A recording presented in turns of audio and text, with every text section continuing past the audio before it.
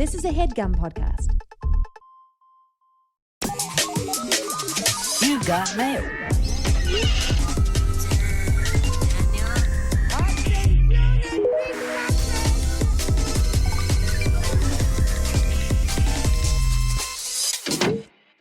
Hi, I'm Millie Tamaris. And I'm Elise Morales. And this is Go Touch Grass, Grass, the podcast where we log in. so you can log off. Elise and I are two chronically online comedians, and on this pod, we break down the week in internet discourse, viral memes, TikTok trends, and niche influencer drama so that you can literally do anything else with your time. Absolutely anything else. And if you like what you hear today, we've got a Go Touch Grass Patreon already up and running with our mini trending topics, our weekly newsletter, and our spin-off series Search History, where we go back and break down a viral discourse from the past. And if you like what you hear, again, don't forget to leave us a 5-star rating and review. We love your reviews. We need more of them. But literally, the best review you can give us is to tell your friends all about our pod. We're trying to grow our podcast. Word of mouth is the best. And again, join our little community, our little Grass Nation. Discord is popping. We answer DMs. We're in the comments. We respond really well, especially if you're a patron. We're obligated to do exactly what you say forever. So if you're like Millie, put that on record. If you're a patron, we're obligated to do exactly whatever you say forever. So people were like, Millie, at least we want to know why Sabrina Carpenter and Olivia Rodrigo don't like each other. Guess what? We made a Patreon episode about that. And it's up right now. You can hear that. See, people were like, we want to hear you guys talk about politics again. And we did it. And we fucking did it. We did it for you. We did it for you, baby. And a little bit for us. Well, everything is, symbiotic, reciprocal. But speaking of someone who we want to hear. We want to hear. She could take whatever she wants. Yeah, someone who can ask anything of us at any time. We consent forever in perpetuity. Our guest today is a comedian, a writer, an activist, a television and YouTube personality. She's appeared on MTV, MSNBC, Comedy Central, Paramount Plus, and I'm reading here is a ukulele enthusiast. I am trying to single-handedly bring back I'm trying ukulele. to fix the image of the ukulele. Because it's not great. No. And that voice that you heard, it's Franchesca Ramsey. Woo! Thanks for having me. Oh, we're so excited to have you. Wow, it's so nice that you're the fact that you're trying to remake the image of the ukulele brings us to our first question for you, Franchesca.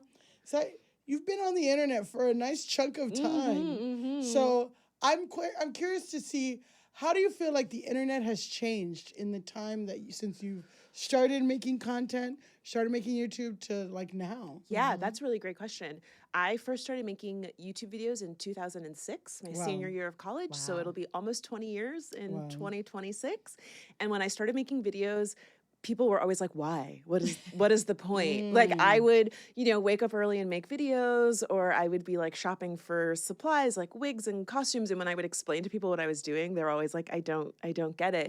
Versus now, everyone is an influencer. Yeah. And like when I first had my first big viral video in 2012, I made like a really significant amount of money off of that video. I quit my job, and I'll never forget, I took the check to the bank. And the guy was like, well, and that tells you how long ago it was. I took the check to the bank, and the guy was like, holy shit, 45 grand. Like, what is this for? And I was like, first of all, mind your business. Second of all, I had a viral video. And he was like, he was like, what does that even mean? Yeah, well. And it was truly like just something that was not in the zeitgeist the way that it is now. And like now everybody's had a viral piece of content or knows somebody that has. Because now it's like the lottery. Yeah, I mean, and not to diminish anyone's experience, but I say to people all of the time, like, it's not special anymore. It happens all of the time. Like the kind of numbers that I got when Shit White Girls Say to Black Girls went viral, it got... Is that what the video was? Yeah, that was my first big viral video. I feel like I remember that, like you saying that, I'm like, Oh, I Yeah. remember that Yeah, video. so when that went viral, I got about 1.5 million views like before I got to lunch, and then I had about 5 million that first week, and now it's 12 million total. You can get that in a day Yeah, on on TikTok now. on Like TikTok. those numbers are again, they're huge. Talk to a numbers. But they're not. Top two in numbers, yeah. Don't get me started. You say you're gonna spit on a dick, and people, Barstool Sports will give you 12 million. Right. So like now those numbers in comparison like don't feel as astronomical. And I will say to your earlier question about how have things changed, like the algorithm, having your phone, like I had a DSLR camera that I would have to like take my footage into my computer and like wait for 40 minutes for it to Yeah. transfer into my computer. Then I have to open Premiere, you know. If I wanted a green screen, I had to fucking hang the green screen. Like the Yeah. process of content creation was way more laborious than it Yeah. is now, for better or for worse. Yeah. So it's definitely made it more accessible. Wow. So speaking of virality, currently on TikTok, you have, I guess, like you have like a viral sound. It's your leopards are eating people's face song. Yeah. It's kind of used to point out when a politician is like, but I didn't think they would be mean to me. Yeah. They're racist to everybody else, but me? Yeah. What, like, number one, like what inspired you to make it? And number two, did you think it was gonna go? Do you have a sense now when you're like, this is gonna go far? Yeah, I Who's gonna mean, hit? I don't have a sense, you never know, but like I'm really strategic about my work. So I actually wrote that song last year, and I was inspired because I had like written another song offhandedly called Instead of an Empty Apology, Write a Check. And it did really well. And I was like, I should try and make more songs. And part of what did so well, similarly with the Leopard song, is it's evergreen. It can be applied to so many different things. So I started like, what can I think of? And then I saw this story about this Black gay Trump supporter who went to a Trump rally and got heckled. And I was like, oh, you didn't think the lepers would eat your face? Yeah. And so then I started like, I couldn't sleep, and I just started like singing it in my head. And I was like, okay. And again, it was that thing of like, his story was going viral, and I was like, let me try and comment on it, and I'll do a song, and like, I can sing. So I was like, let me just, flex a little bit, and it blew up. It's catchy too. Thank catchy. you. So I kept doing it, and on the topic of the ukulele, every time I do the song, I try to do it a little bit different. So I add more harmonies, I change up the structure. I started doing ukulele. I did an a cappella version. I did a slowed down, like a slow jam version. I did a Doja Cat inspired one where I did like a Doja Cat impression, and I was like, leopards ain't shit. They're always doing this. And I like, so I, That was good. So I'll listen to that. I'll bump that. yeah, so I like try to keep switching it up so that my audience doesn't get bored and I don't get bored.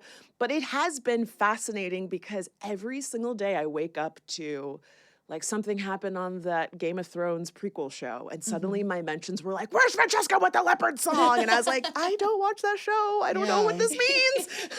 All you need to know about Game of Thrones that I learned for Pure Fields is that they show full hog. Oh, yeah. So, Listen, to I be know fair, that. I watched the original, but I'm not watching this House of Dragons show. Oh, but the House I of felt Dragons so- did show full hog. That's Yeah, what though I'm saying. is weirdly like it doesn't have People love it. I'm liking House of the Dragon. I don't think it's got the same riz as same the riz as the original. original. Well, something happened and the girls were begging. And so I was like, the hog, okay. So I guys, was the like, full hog.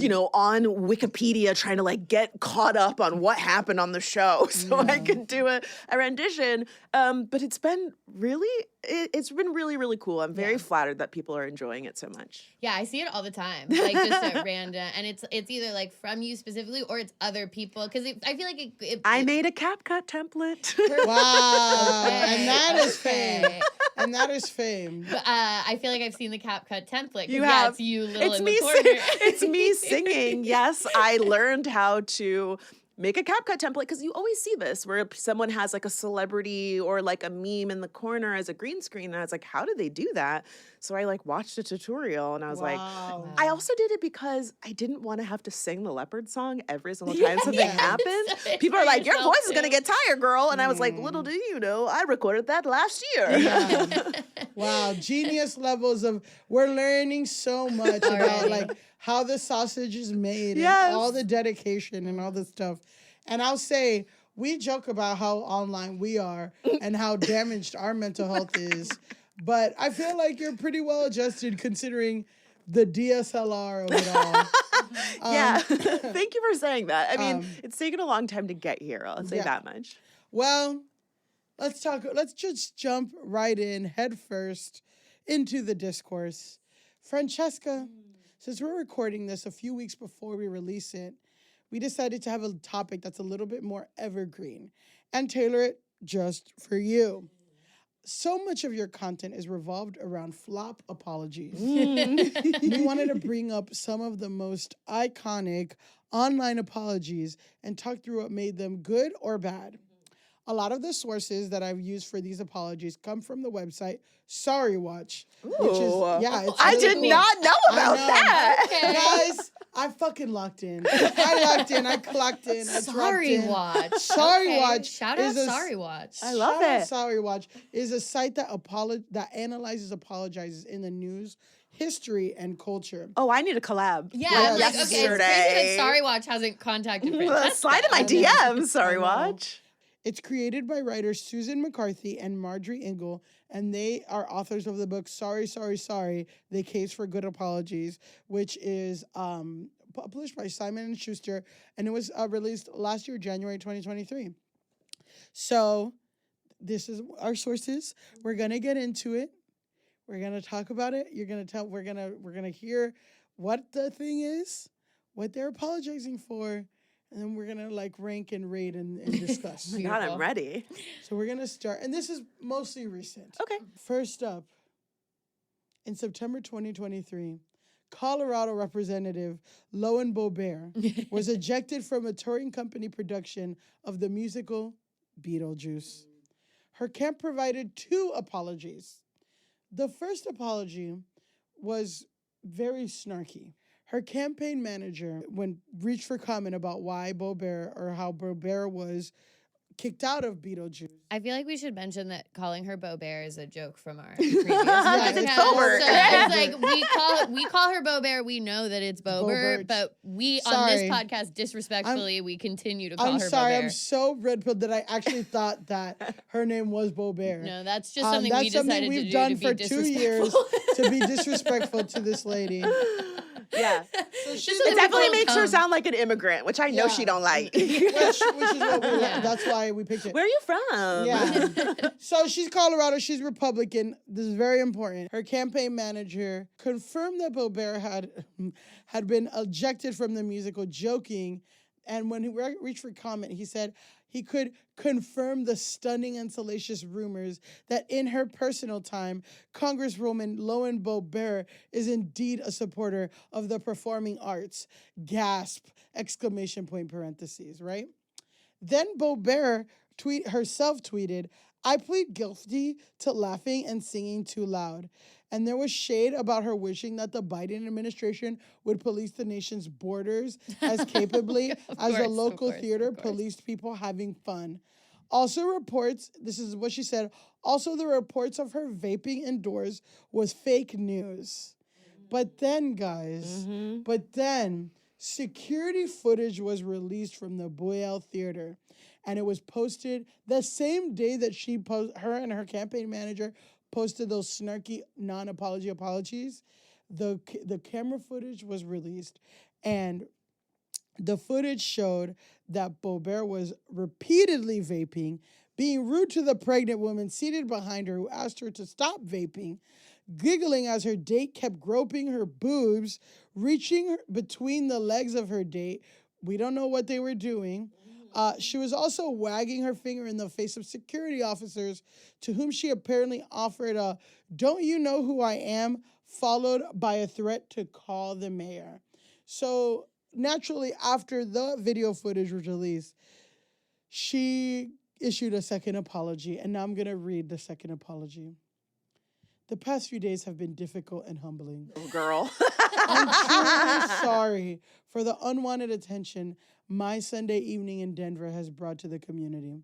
While none of my actions or words as a private citizen that night were intended to be malicious or meant to cause harm, the reality is that they did, and I regret that. There is no perfect blueprint for going through a public and difficult divorce. Put a pin in the divorce. Put a pin in the divorce. which over the past few months has made for a challenging personal time for me and my entire family. I've tried to handle it with strength and grace as best as I can, but I simply felt short of my values on Sunday. That's unacceptable, and I'm sorry.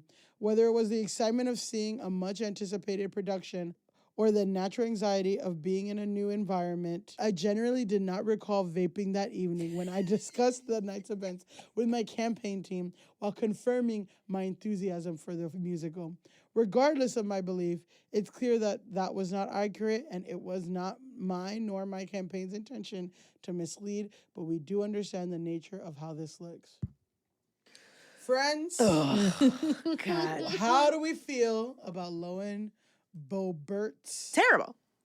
And Terrible. why was it terrible? I mean, there's so many layers here. I mean, the first, she says she doesn't recall, but she knows exactly what she did because she I was didn't asked. recall vaping that evening is so funny. Yeah. She was asked to leave, so she knows that she was participating in inappropriate behavior. But it's Joe Biden's fault. Whether it was beating It's that Joe Biden's juice fault. or smoking that juice, she was not doing what she was supposed to in that theater. And so her first response says everything. She didn't know there was video. This happens all the time. You're not sorry until there's evidence of the wrongdoing. So that shows me they're not actually sorry. And also, she did a lot of qualifying. As a divorcee, I can say with full certainty, I have never been touching somebody's junk in the middle of a public theater because I was going through a divorce. Like, Can I ask you a question? Sure. Your ex-husband, did he pull down his pants at a bowling alley in front of a group of 17-year-old girls? Because that's what her ex-husband did. No, exactly. And look, here's the thing. She has every right to, distance herself from him. And I am of the mind that you are not responsible for your partner's behavior in that way. So Sure, but whatever he did is what he did. But to then use your divorce as an excuse, like I'm going through a divorce, it's like, mama, everybody has been through a divorce. Like, get with it. Famously, 50% of the population. We had a hot divorcee summer like last year, Yeah. I mean, there would be a lot going on at Beetlejuice if every divorcee was like, yeah, I can just like vape and jerk people off. Jerk people off. Yeah, I would also add for somebody who is quote unquote pro-life, smoking a vape in front of a pregnant woman who had to ask you multiple times, for me, the only adequate apology would be for her to resign, which she should have done before. Because if you are going to run on this family values platform, and you're going to, exactly, but if you're going to demonize queer people, if you're going to try and take away the rights of women and, non-binary folks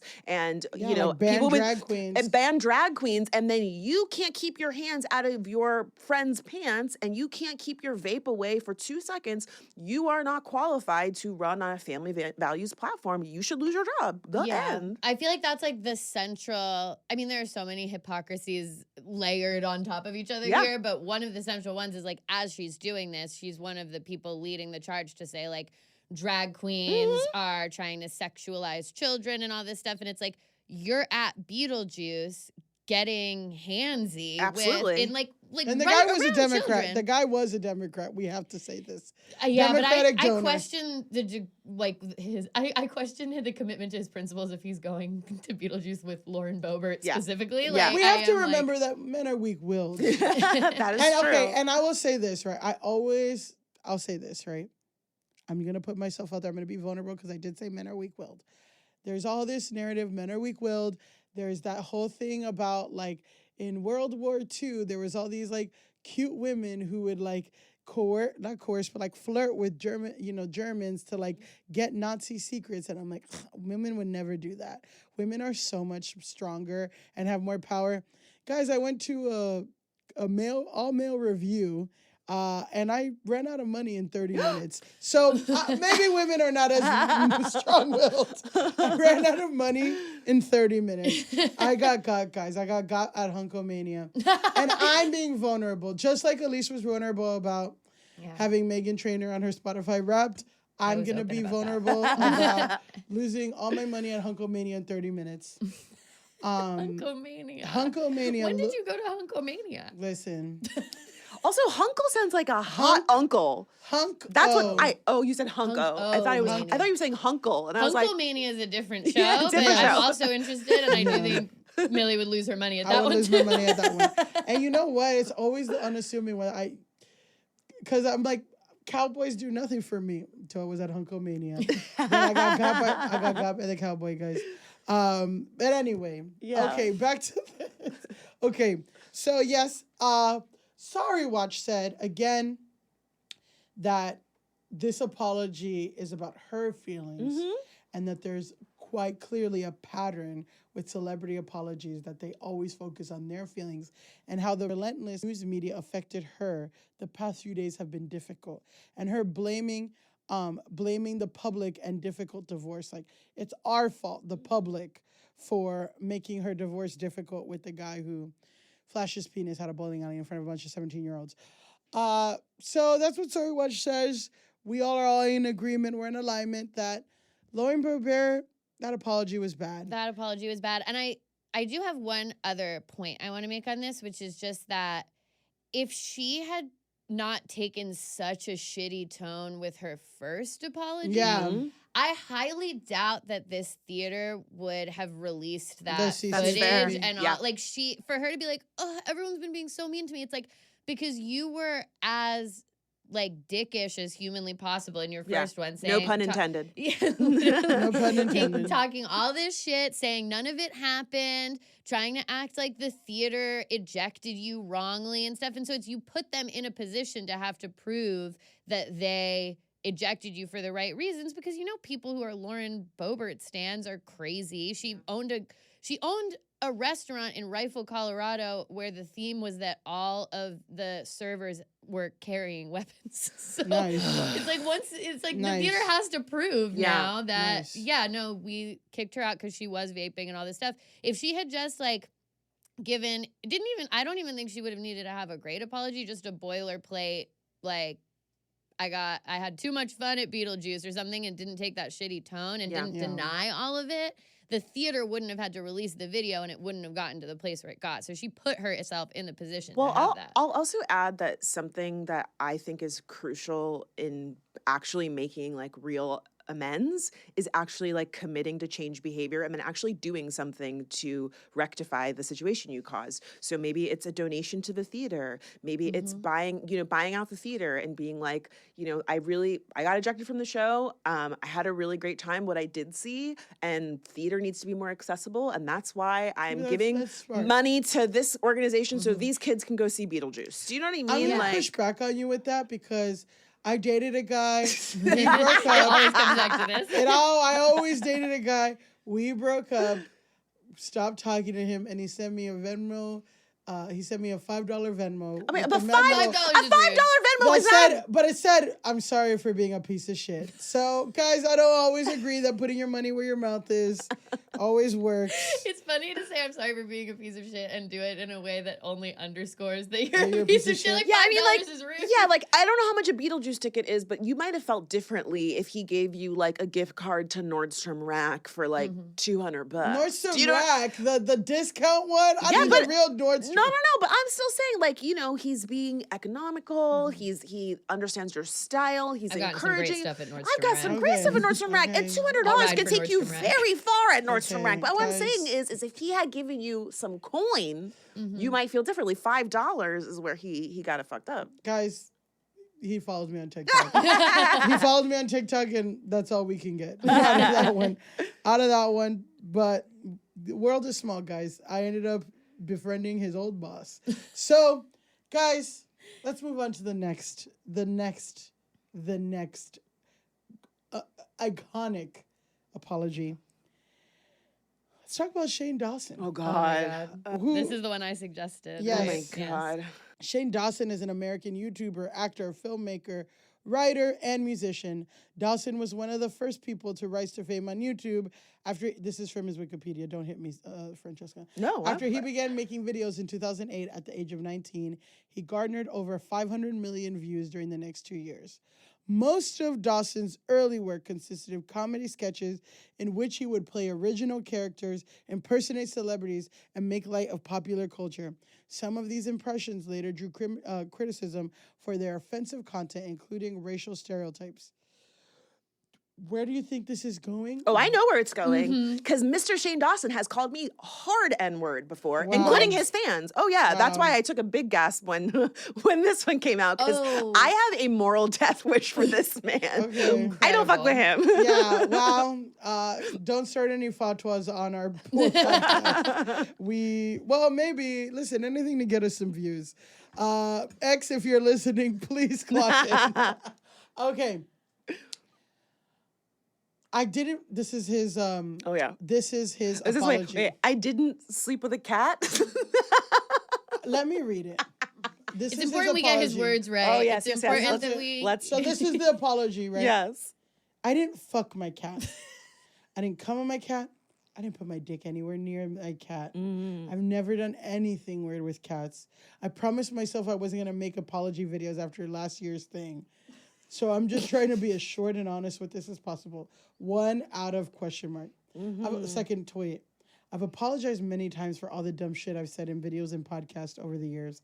I learned my lesson over and over again. And I'm more confident now in my ability to be entertaining by just being myself and not being so shocking for laughs. 2 out of question mark. That story was fake and was based on a dumb, awful sketch idea I had years ago that I never made. Thank God. And when the opportunity came up for a funny moment in a podcast, I told it as if it was a real story, which was disgusting and very, very dumb. 4th tweet. My goal with the podcast and with my videos years ago was to tell shocking stories that would make people laugh and scream, "Oh my God, no, you didn't." And I think I was so crazy. It's embarrassing, and I fucking hate myself for it. Millie, let me tell you something about Millie Tamaris. Could not find the next 3 tweets. I have to go to 7. And let me tell you, I was deep in Barstool Sports. The fucking ads I'm going to get for looking at Barstool Sports for so long. Jesus Christ. Like racist board shorts I'm going to get now on my fucking Instagram. So sorry for what I said about my cat. I'm so sorry for what I said about anything or anyone that was offensive. And I'm sorry for being someone who thought being super offensive and shocking all the time was funny. I'm sorry for my past, but I'm really trying to make it right. And then I can't finish. I'm like crying. So I never fucked my cat. I never come on my cat. Yeah. So this apology, just to put it in context, was made after a clip of him being on a podcast where he it wasn't like a joke like, "Hello, you know I fuck my cat all the time." It was like, one time my cat was like on the bed and I like put my dick or like I rubbed my dick on it so hard that it can't like Yeah. it was like Awesome. pretty like intense and graphic, and it got resurfaced and went viral, and then he had to issue this lovely apology. Well, I just want to add, I have so many things to say. Please. But first and foremost, I have a new song on TikTok. Please go check it out. Oh my The God. song is I'm Feeling Vindicated. Somebody I always hated. And it's about the fact that I have called people out throughout my career, and people will call me a hater. And then years later, everyone's like, "Oh my God, that person was terrible." And I have to say that Shane Dawson is trash from day one. And the best apology is change behavior. And if you always have to apologize over and over and over and over again, that tells me you haven't learned your lesson. He built an enormous career off of saying salacious, racist, hateful things about myself and other people. And to say like, "Oh, I never fucked my cat." Well, sir, we have ample videos and that you put out here, not like security camera. You willingly Yeah, not Lauren Boebert. you willingly, and not even just cats, like him putting his face in his dog's crotch and stuff and saying That's things about disgusting. children and like all sorts of disgusting things. And then kind of like what Sorry Watch was talking about, he focuses on how bad he feels. This is about how terrible I feel. And that is just like a very manipulative tactic to actually avoid accountability, because it makes people feel almost sorry for you. Like, "Oh, damn, this has been really hard for him." Yeah, I feel bad for the guy who definitely did not fuck his cat. I also will say that something that I did like about his apology is that it brings light to this very specific time on the internet that was early internet, and I would even say like in comedy and this movement that has aged very poorly, and we talk about this in our Being Dad episode, but it's just like there was a period of time, especially like in white male comedy dominance, where being super offensive was the joke, and you had to try to say and I mean, that still It exists. still exists, yeah. It still exists, but for the most part, like most of culture has moved on or acknowledged that that is wrong. And the other half are on Barstool, but yeah, it's very low-hanging fruit. It doesn't require any talent to just say racist, sexist, homophobic things or to do blackface. None of that requires any talent. But they feel like at a time like, well, I don't really feel, and I'm not saying Shane Dawson doesn't feel this, but I'm saying like there was a time where that was like widely accepted as long as you were, quote, in on the joke, as long as you like, you were poking fun at it, and it's okay if you did and all that stuff. And like, we have moved past that conversation and moved past that, but I did like that he like kind of articulated this thing that a lot of people are trying to have this conversation now, but like looking at things retrospectively about like the early 2000s comedy type, and he's just like, I really thought that was it, and it wasn't, and I hate myself for it. And yeah, I guess not enough. It's not doesn't mean anything. I mean, look, I like that aspect of it. I mean, I hear you, and I definitely agree that was a genre. I think for me, what always missed the mark is people would say they were in on the joke, but it's like, yeah, but you're always punching down. So like, how we're not in on the joke. If a white man is making jokes about how black people are so ghetto and we eat fried chicken and we do blah blah blah, and they're like, but I'm in on the joke, and it's like, no, but I'm not in on the joke. I'm the black person. Like, I'm playing a character who's racist or something. Like I feel like that was. I feel like I saw that. That was very popular, yeah. In like, especially like when we started getting into comedy. I think white people in particular, and I feel like I was guilty of this to a certain degree too, of like being like, well, I am anti-racist or I am liberal, so like I can play with stuff and make jokes because I'm at least joking. Tell me right now if you have a blackface thing, because I definitely don't. That I will say I've known immediately. I've known guys, that was wrong. We claimed it. Now we have CC video footage of her jacking off someone of Beetlejuice in blackface. I hope it's all of the things. It's like there's a cat in there. There's everything. Her cat, listen, all that stuff. Maybe if you focused on the border instead of what I'm doing. If you focused your attention on calling in the border instead of me. Yeah, is Colorado near the border at all? No. But they don't. No. In pretty Canada, sure Colorado is landlocked. Yeah, Colorado's landlocked, not even by Canada at least. But I just mean like this idea of like, I don't know, in a like doing improv or something where it's like, oh, I'm gonna play a character that has like regressive views, and then it's like, okay, but actually, like, that's not fun for someone who's a victim of those views to watch. And it's like, I don't actually, unless you're coming from a place of having experienced it, I don't think your commentary is actually valuable on that topic. I think it's also just a matter of so often people just say terrible things and they're like, it's satire. But like, satire requires like actual commentary on the thing. And also like not just repeating the thing. But also poking to somebody in a position of power. Exactly. So it's like whatever. Well, guys, 3 days after Shane Dawson tweeted this, he proposed to his partner. He engaged his partner of a long time not to focus on him not fucking his cat. This was irrespective of it. Yeah. He apologized for not fucking his cat and then publicly proposed to his partner. How do you feel about this? Yeah, I mean, I think that as much as it pains me to say anything positive about Shane Dawson, he's not stupid. He's been on the internet a really long time. He has millions of followers. He knows how the news cycle works. And this was very strategic on his part. Everybody was talking about the cat tweets. So now divert the attention to this. And then this became the news cycle. I think it was even covered in a few like gossip magazines. Like People magazine definitely. Two gay people getting married.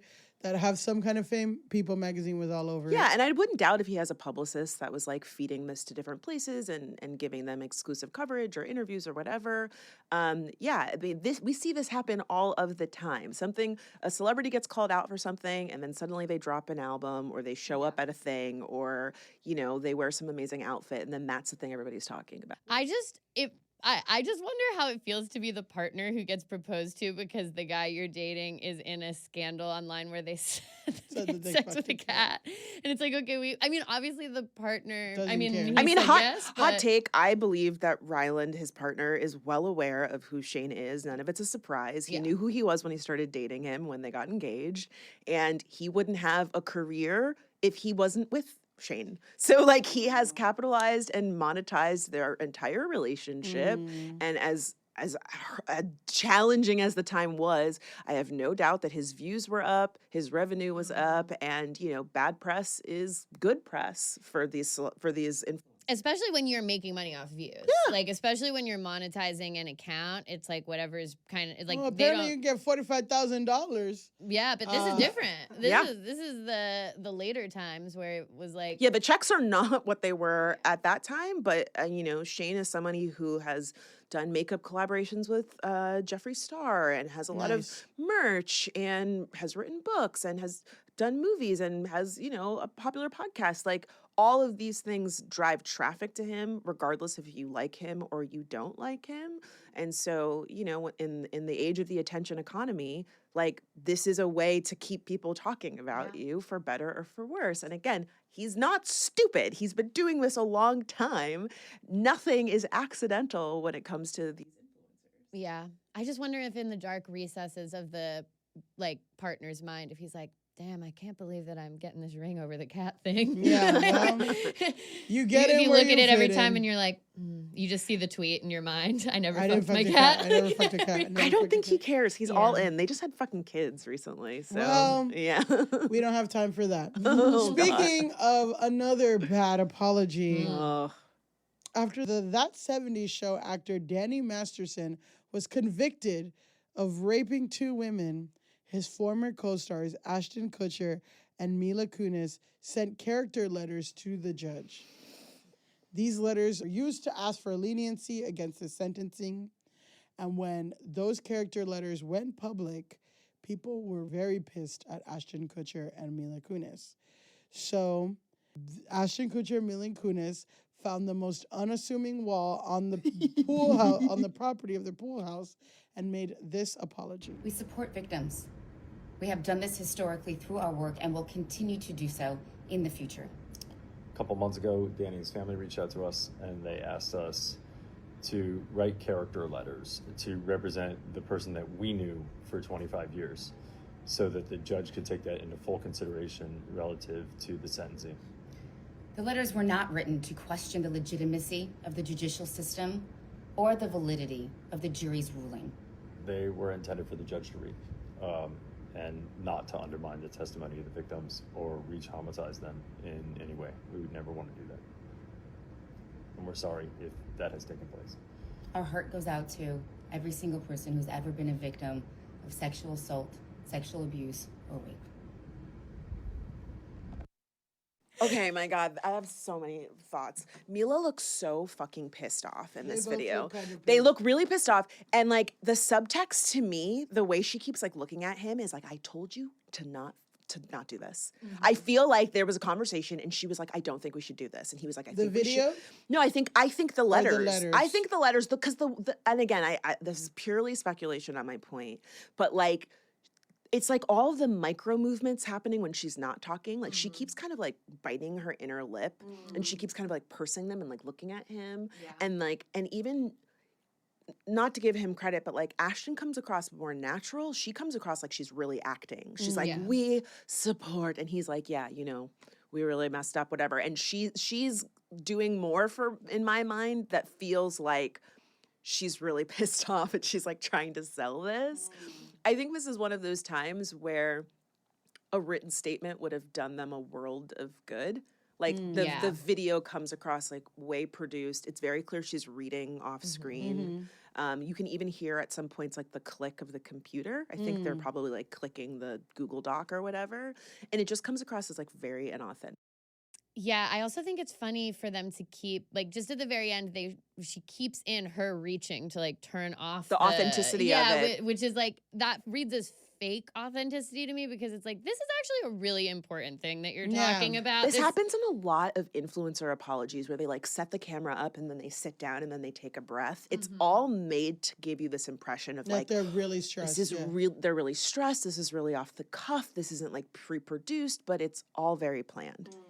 I agree that I think a written statement, you're so right, would have been the better move because this video, I mean, again, just like the body language analysis for days, the tone analysis for days, and then I feel like they inadvertently made a meme of themselves because that like image of them in front of that wall immediately was being screenshot and like sent all over the place. But even the fact that then people zeroed in that they were sitting in front of that wooden part on their like ginormous, their ginormous estate. It's again, it's like this, they're giving this false sense of relatability. This was the most shabby chic part of their home that they could show you.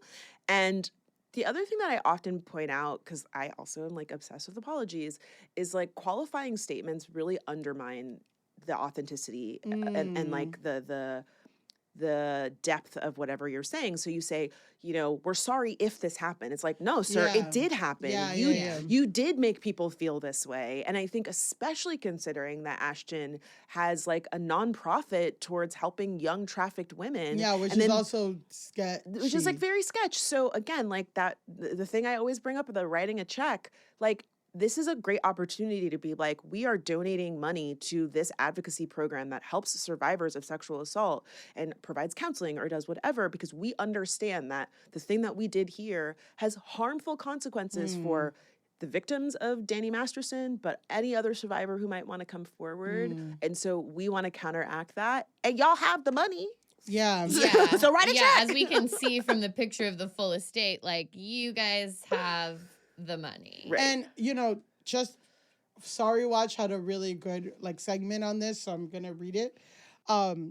So much sorry ifing, which is exactly what you said. So much passive voice. So much emphasis on intent rather than impact. We would never want to do that, and we're sorry if that has taken place.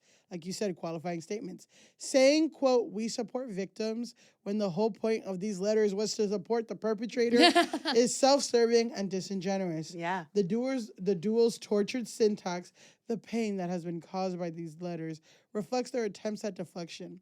Also saying that Danny's family asked us to write the character letters as if it had been impossible to say no, as if it's important to tell us it wasn't their idea, and the letters were intended for only the judge to read. Subtext, geez, you weren't even supposed to know about them. Yeah. As if that would make it better. Yeah. There are ways of distancing themselves from their own conduct. And then Sorry Watch says, if you can't take responsibility for your actions, don't apologize at all. Just don't. Yeah, I'm like going over my head what would have made a better apology, and I just feel like it's something along the lines of like, we were blinded by our many years of friendship and we hurt people as a result, and hearing the feedback from everyone made us realize that, and we're sorry. You know? Yeah, I mean, I think it's also a really good, important reminder that like when you mess up, there's always going to be a possibility that people will not accept your apology. Yeah. And ultimately, I don't think there's anything that they could have said that would have won everyone over. No, but there's no way, but taking more accountability, like you're saying, and just the honesty, like the way that Sorry Watch framed it is they kind of put this on Danny's parents versus we have a relationship with this person, and this has been really difficult for us to wrap our minds around what he did. Yeah. And we're still wrestling with that. And in that moment, we tried to do what we thought was right for him. And now in retrospect, we realize that it was very hurtful and not the right thing to do. Like,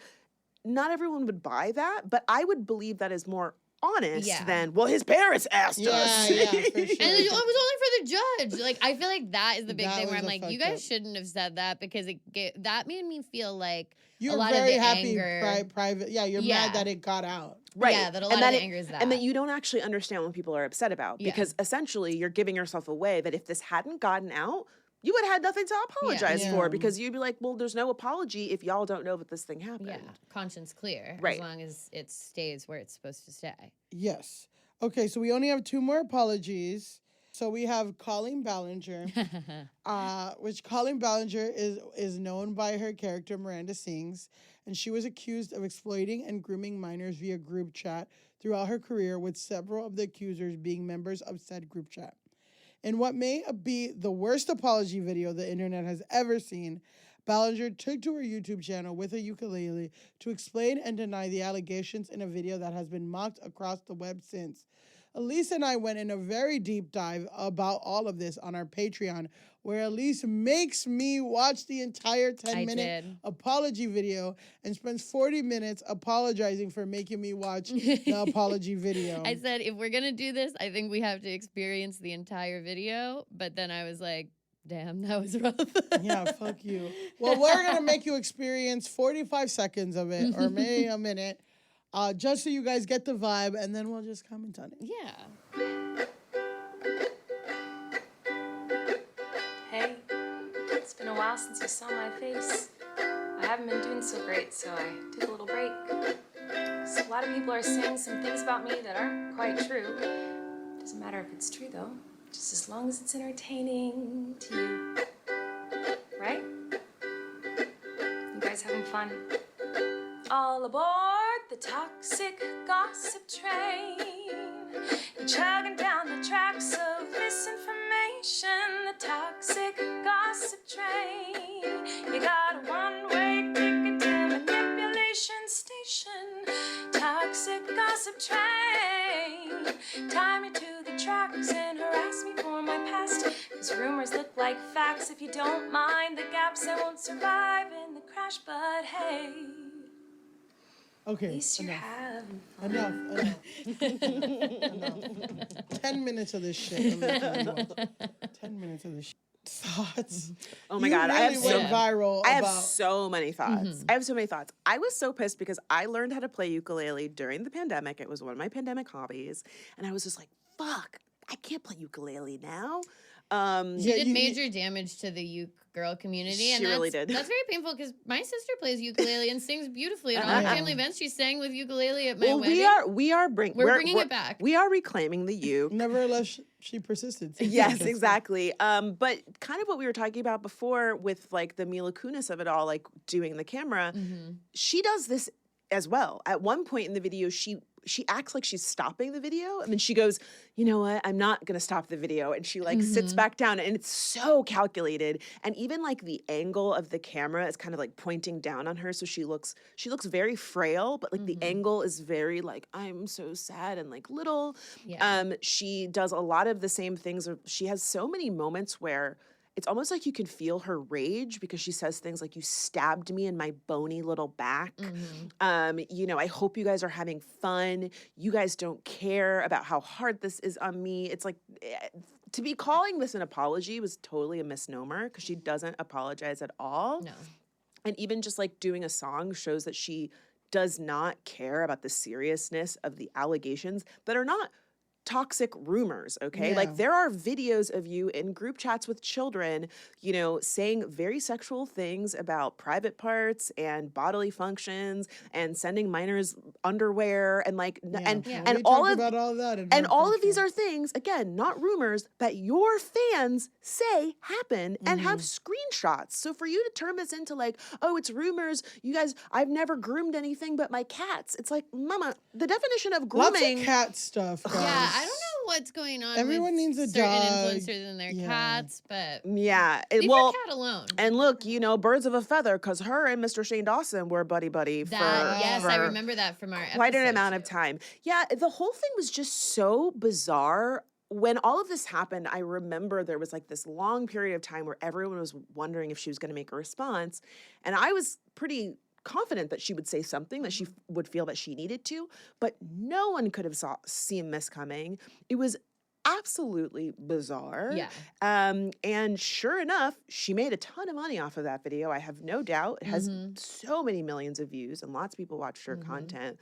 One of them being me and Millie, watching the whole thing. She got a full completion from us. Yeah, it really, I do think, and again, I wouldn't call it an apology, but it is one of the worst responses I've ever seen to absolutely heinous allegations, many of which we have evidence of. Like, Yeah, it's not screenshots. speculation. Yeah. Screenshots galore on this one. I just thought it was interesting because as I was watching, I felt like I saw her do every single thing you've pointed out as like, again, the inauthentic, the sitting down and going like, and then taking a breath, and also like that shitty kind of tone of like, well, aren't you guys having fun with what you're doing? I've been having a really hard time. I needed to take a break. Yeah, you haven't seen me in a while because I'm so sad. Like, I feel like she literally did every single thing. And as the video goes on, I remember she gets to the kind of being like, but if I acted kind of weird because I was like, I didn't. And I was a loser. That's what I was guilty of. Is I was a loser and didn't have a lot of friends. Yeah, I'm not a groomer, just a loser. Yeah. I remember that line. Doesn't even rhyme. Guys, I think that it's okay to have music and art that's inspired by a difficult time in your life, but that should not take place of the apology. Exactly. She should have had something separate and then maybe gone whatever. I'll say that this was the worst YouTuber apology of all time until this weekend. Which I'll say, okay, the popular YouTuber Cody Co, who we're going to get into at some point, probably on our Patreon, who has over 9 million subscribers across 5 channels, have been embroiled in an ongoing controversy after fellow YouTuber Tana Mojo alleged that he had sex with her when she was 17 and he was 25. And instead of addressing it, he performed a DJ set at a Vegas pool club that was already booked. And the first song he started with was a house remix of Justin Bieber's Sorry. So, guys, he's sorry. And he feels bad. And somebody tweeted, Colleen Ballinger ukulele song Apology Walk. So Cody Co DJ mix to Sorry by Justin Bieber apology could run. My Vindicated song was inspired by this Cody Co moment. Really? Because I've never seen it for him. He always just rubbed me the wrong way. He had a few like ironically racist vines and that same thing of like, I'm a white dude bro and like I'm in on the joke.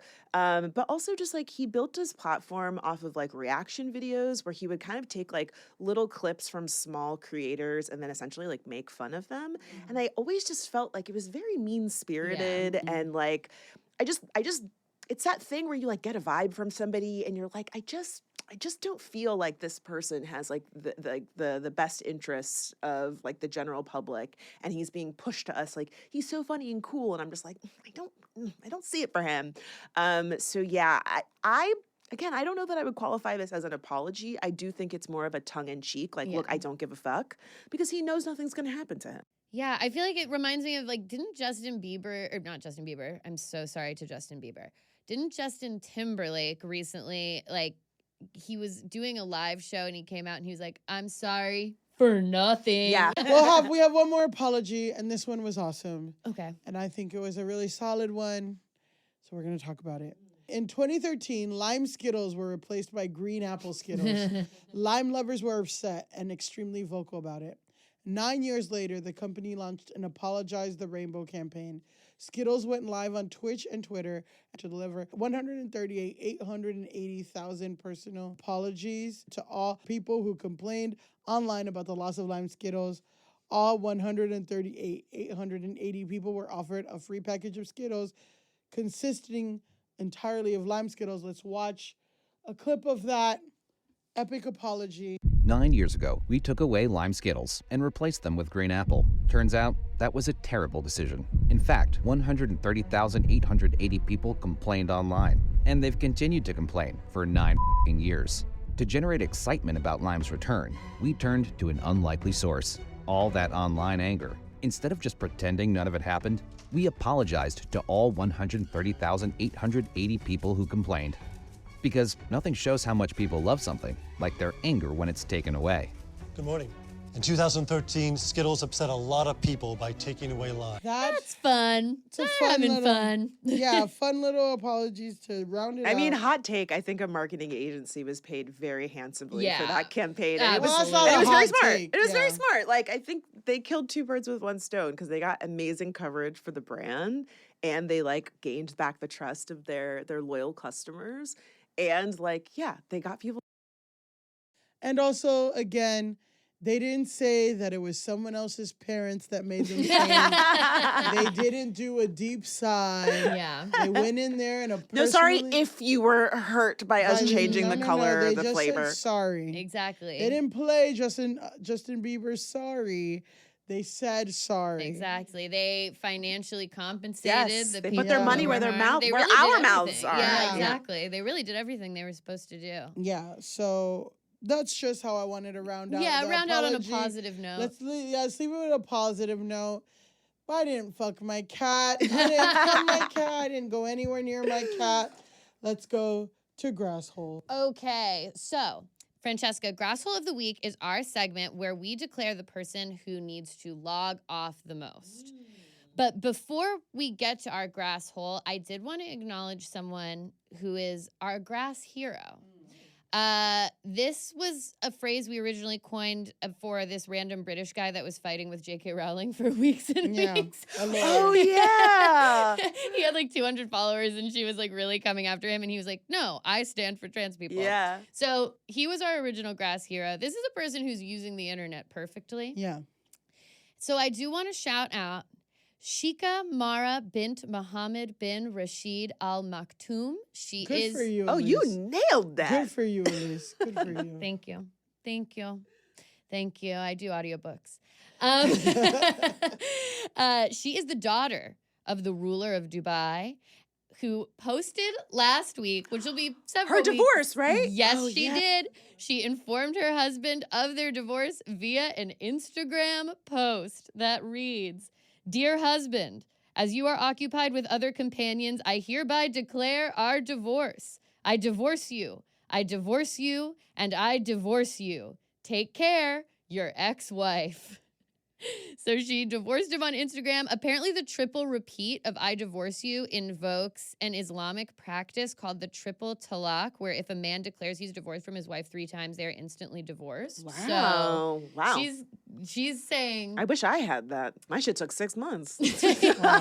she instantly has divorced him. She took it back because I think usually only men are able to do this. She said no. Oh. I'm using it. Yeah. Yes, reclaiming I've the girl triple bossed You're divorce. with your fucking companions. I know. And I'm divorcing you 3 times. She said, I got triple D's on lock. Yeah. Since you're busy with your companions. Wow. Yes. So she married Sheikh Mana bin Mohammed Al Maktoum, who's also a member of Dubai's ruling family, last year in a glamorous ceremony that was featured in Harper's Bazaar.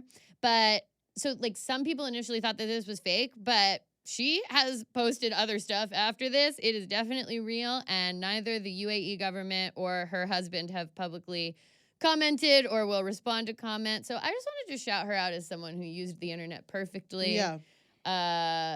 I divorce you, I divorce you, I divorce you. Yeah. It's really solid. Yeah, no, she really stuck the landing on this. Yeah, she said, "Oh, you're out and about? Okay, well, see this. I See my divorce you. post." Mhm. I divorce you, I divorce you, I divorce you. I know you see my story. He was definitely leaving her on red before this post. Exactly. Like, she was having a hard time getting in touch with him, and she's like, "Okay, fine. We'll do it in public then." Yeah.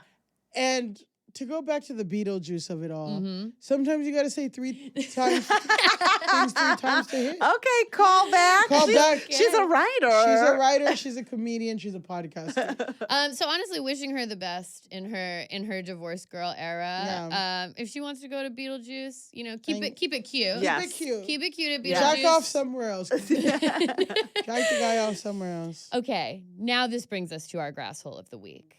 This week's Grasshole is 56-year-old Javon Thomas, who has the reply all fuck up, I think, to end all reply all fuck ups. Thomas is a staffer for San Francisco DA Brooke Jenkins, but he has unfortunately lost that job after sending a reply all email to Jenkins, aka his boss, asking what color panties you have on. Okay. Ooh.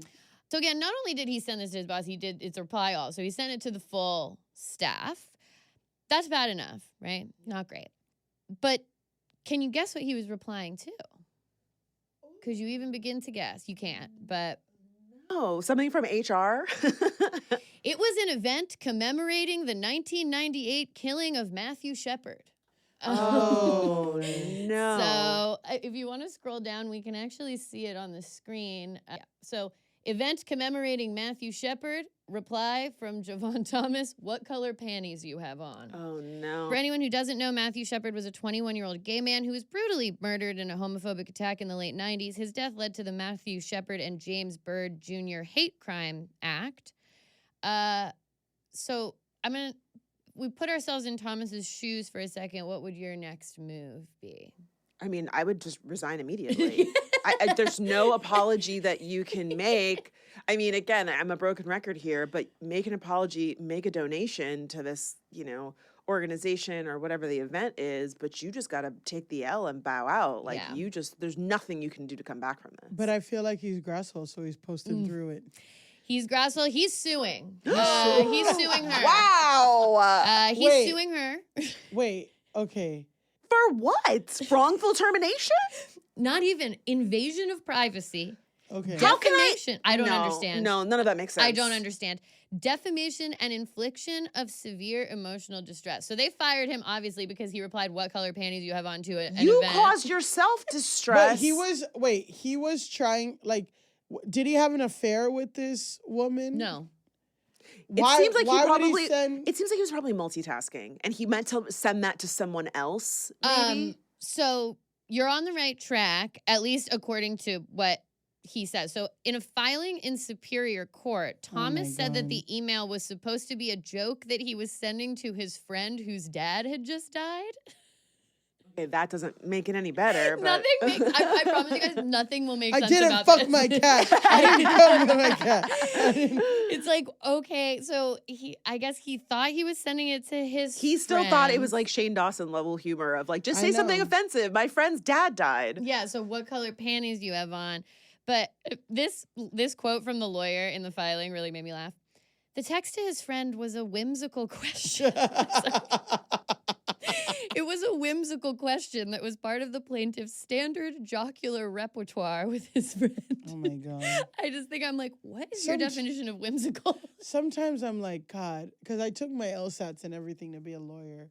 And I'm like, whatever. I didn't do it because I don't hate myself. But then I do hate myself. I'm doing comedy. So therein lies the conflict. But to be paid $200, $300 an hour to come up with shit like that was a whimsical, like, come on. Like you don't get better. I mean, so it's funny. very clear that he doesn't have good legal counsel because no reputable lawyer would take on this case because there is nothing to be gained. He has not been wrongfully terminated, which I would think that would be at least in there. But defamation, you haven't been defamed by people speaking on like something that you did. That's not defamation. I don't know. I feel like Giuliani could have got the job done, but too bad he's disbarred.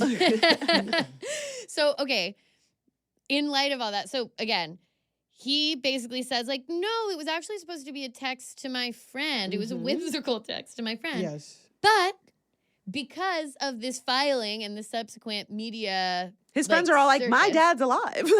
Yeah, it comes out that Thomas was the subject of a lawsuit himself in 2018 for sexually harassing a woman when he was working as a victim's advocate. Oh my no. God. That story is dark, but the broad strokes are that she came to his office after being the victim of a crime and he like made sexual advances This man is to a her. sociopath. Yeah, and so anyway, the point is that case was in his past. He knew that full well when he went into this. Now I'm like, you did want to send her what color panties you have on. Well, I don't think it was a whimsical text to your friend at all. Yeah, I think, I don't think, it's that thing of like intent versus impact. I don't think it matters what his purpose in sending it was. The fact is he sent this inappropriate text at work. Yeah. And now that we know that he has a pattern of saying inappropriate things, we can surmise that he did do this on purpose. Exactly. I'm going to go hug Chua with it, guys. I'm like, do you care what color panties I'm wearing? Like, come on. Like, that's not even that hot. Like, Isn't it like, I want you to take off your panties or Yeah. something? Like, what's going on? I don't Yeah. know. Well, he's Cameras? confused on a lot of different Yeah, levels. like, it's not even that hot, guys. What are we doing here? So What for are we doing? making a reply all fuck up, doubling down, and suing over it when you know you have shit in your past, we must say, Javon Thomas. Go touch grass. And that brings us to the end of our episode. Oh, yes, so Francesca, fun. an iconic Francesca. guest, as we knew you would be. We knew you would be. We knew this would be perfect for you. You fucking knocked it out the park. Francesca, where can people see your songs, your comedy, your stuff? Yeah, you can find me over on TikTok, Franchesca_Lee, Leigh, Francesca with an H. I'm Cheska Lee on Instagram and over on Facebook. And and you can go to my website, francesca.net, to sign up for my newsletter. Ooh. And guys, you can follow me at Pandalis on Instagram, at Elise Navidad on everything else. Again, if anyone works at Meta, I'd love to get Elise Let's Navidad get Elise across the Navidad. board. We We're need working it, on it. guys. We're on the It's road to past Elise time. Navidad. Yeah. But until then, you can also follow this podcast at Go Touch Grass Pod on everything. You can follow me at Millie_Tamaris on Instagram and on TikTok. You can follow me at Millie Tamaris on Twitter. I'm still there. I don't think I'm leaving, guys. It's too late You for me. shouldn't. Stay. I'm gonna stay. Go down with the ship. I'm going down with the ship. It's getting fun again. Now that everyone who said that they were gonna leave left, it's fun. But now it is super racist. Guys, thank you so much for a great show. And Until next time, go touch grass. That was a HeadGum podcast. Hi, I'm Caleb Heron, host of the So True podcast, now on HeadGum. Every week, me and my guests get into it, and we get down to what's really going on.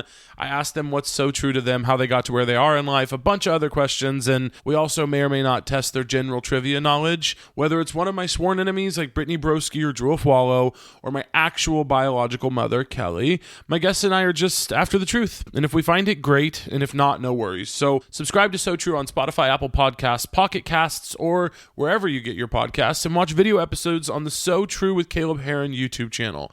New episodes drop every Thursday. Love ya.